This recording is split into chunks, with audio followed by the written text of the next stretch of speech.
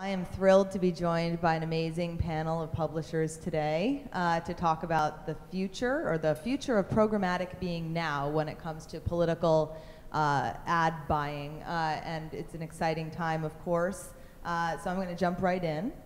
And first, I'd love to chat with you a little bit, Susan. Hearst is pretty well known for being very savvy with regard to kind of offering all ad executions programmatically and being pretty nimble with regard to how you enable buyers to buy your inventory. Can you talk a little bit about how you've been thinking about this election year and how you've been packaging inventory to attract political buyers? Sure. So we've been approaching this election season as we have really with all of our packaging strategy in terms of giving buyers what they want. That means that we've been very aggressive with, adopting technology and being very flexible with executions. There's nothing that we restrict from the programmatic channels that we otherwise offer through, traditional IO-based buys, and that's been a real focus for us.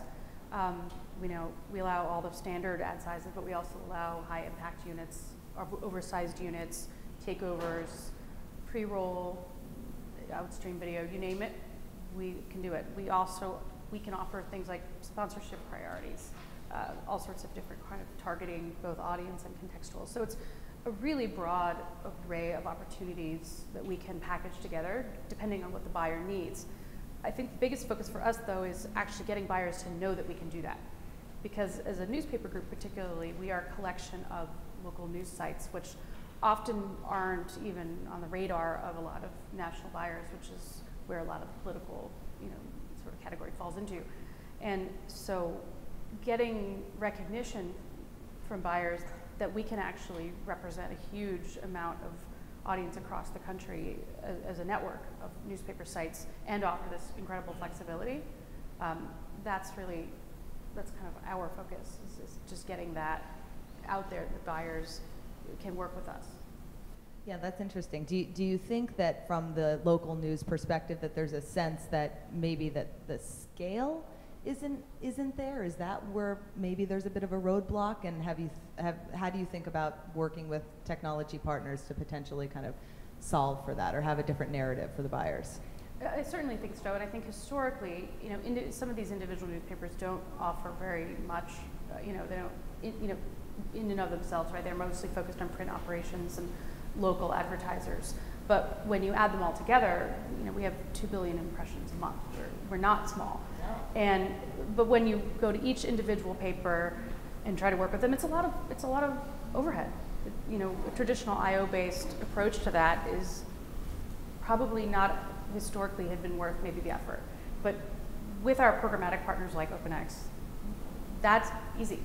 There is none of that operational overhead anymore, and all of those individual newspapers, and frankly, local news is a great place to reach voters.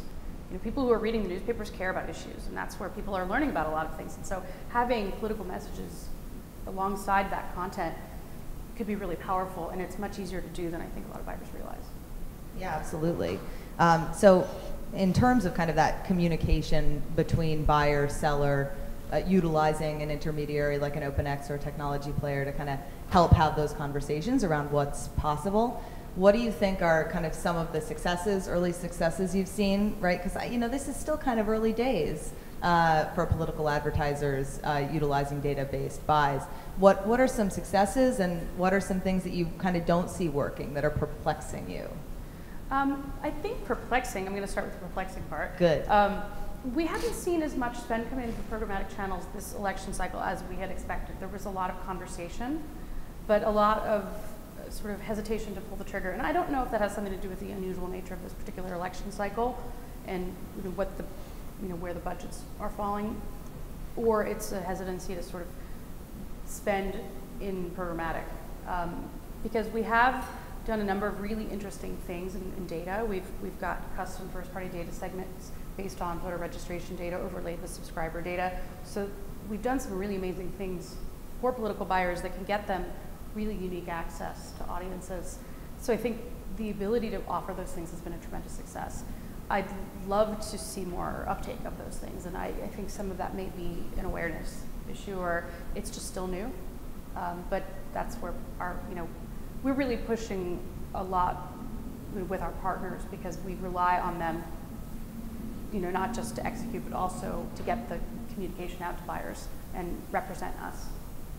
Yeah, well, so certainly your content-based access to local markets should certainly be very attractive to everybody, but particularly more localized campaigns. Do you see more of an uptick there, or is that kind of a little more diminished than you would have thought as well? Local campaigns are still really coming in through traditional channels, and that's something I haven't really seen as much focus on, because I think that's still it seems to me that it's kind of followed traditional buying patterns.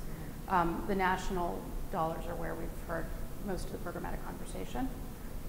It'll be interesting to see how that progresses though. Yeah. We can do everything at the local level that we can at the national level. There's no restriction.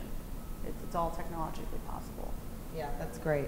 So kind of to something that Eric mentioned earlier, that there's kind of two ways I think that a lot of folks are looking at private marketplace deals.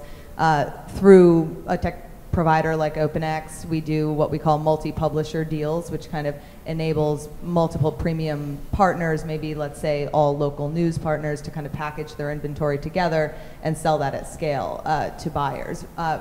But that Eric was kind of mentioning that's a key path, but also that things are getting better with regard to having those one-on-one conversations with the buyers, allowing them to understand what data you have to offer, what their capability of layering their first-party data on that is. Can you talk a little bit about kind of that split for you, where you're seeing success, scale happen? I see some of those conversations start with our partners, and then they're sort of mediated through the partner, but we are able to provide input back into that conversation or have those direct discussions about specific capabilities that we may be able to offer. I think particularly it relates to data, because we can customize quite a bit. And I think that's one of the most interesting things that's happening, is that a lot of programmatic buying people have thought of as you can only buy certain things that fall into certain criteria. But there's really no restriction, because with header bidders, anything we can schedule as a line item, we can sell through a header bidder. So we can create completely custom executions and still allow programmatic transactions. And that's something I think the partner conversations, because we rely on our partners to execute those, but I think that's where the conversations have gotten interesting, and where the conversation around the customization is there, and the execution, we turn it back to our partners for that piece and work with our partners to make it happen. But I think that's really interesting, because we can create custom keyword segments, and we can layer that with audience, and we can have that around just about any type of content that we offer. We can offer sponsorships. We can layer all different criteria and attributes together and offer that up programmatically. Yeah, it's funny that in such a technologically driven world that it does kind of come down to people again. That with private marketplace deals, or really any execution programmatically these days, that it kind of comes down to understanding what can you do? What can you do for me? And what do you want?